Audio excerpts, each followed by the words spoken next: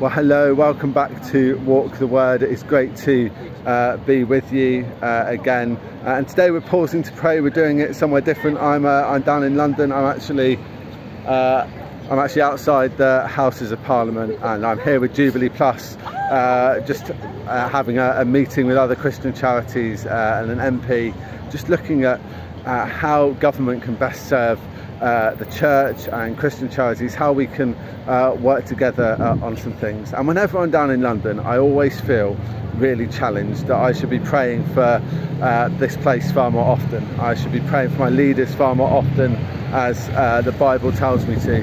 And so I just want to encourage you to be doing that today. Pray for leaders, that they would be influenced by God, that they would be open to Him, that they would be willing to listen to His voice. In the Bible we see that time and again. We see Pharaoh bringing Joseph to Egypt and ultimately bringing the Israelites out of a situation of famine and into a land where they can start to prosper. We see it when the Israelites go back to Jerusalem and they rebuild the temple. It's a king that doesn't really know much about God that calls them back to do it. And so time and again we see leaders, even those of no faith, coming and bringing about God's plans and God's purposes. So I'd really challenge you to start praying, God, would you come and work your plans? Would you come and reveal yourself to our leaders and to be praying for them?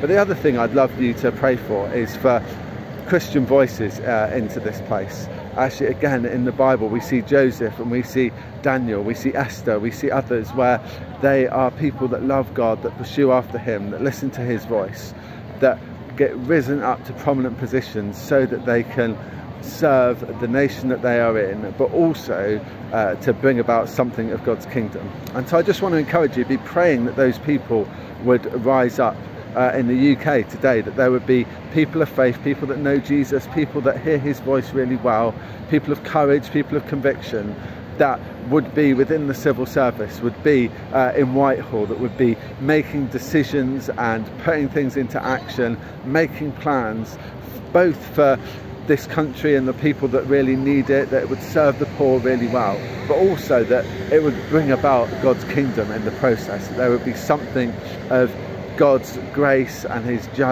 judgment, His mercy, His love for the poor that would come out in those policies, and that ultimately His will would be done through that.